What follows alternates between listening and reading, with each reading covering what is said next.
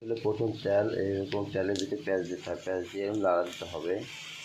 এই দেখুন, তারপর বাঁধা পেঁয়াজ দিতে হবে, দিয়ে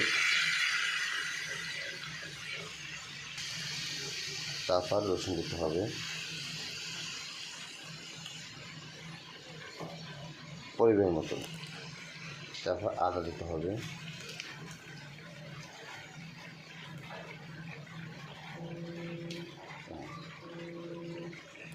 তারপর আদা দিতে হবে,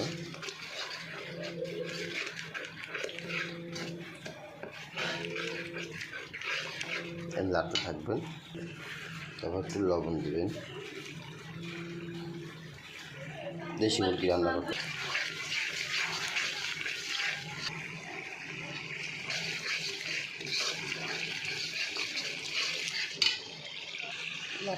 লাড়তেই থাকবেন।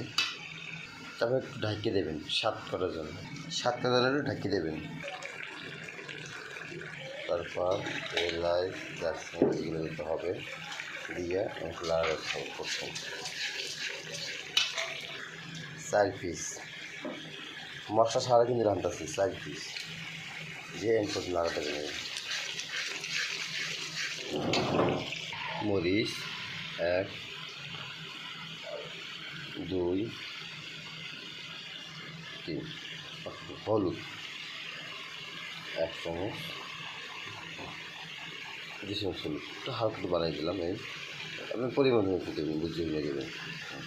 তারপর লাড়া দেবেন, লাড়া দেবেন।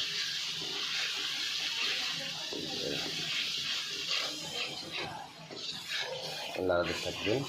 এটা কিন্তু পুরো শীতের রান্নার জন্য, এই রান্নার মজা হবে। আপনার তরকারি 4টে খেতে মনে চলে।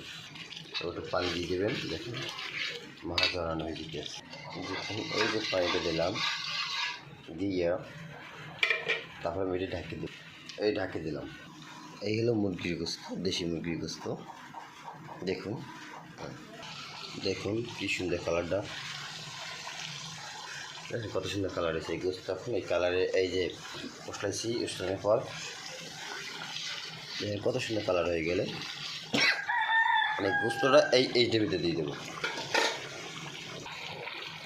দেখুন কীভাবে দিই, গোস্ত দিয়ে লাড়া দিতে হবে।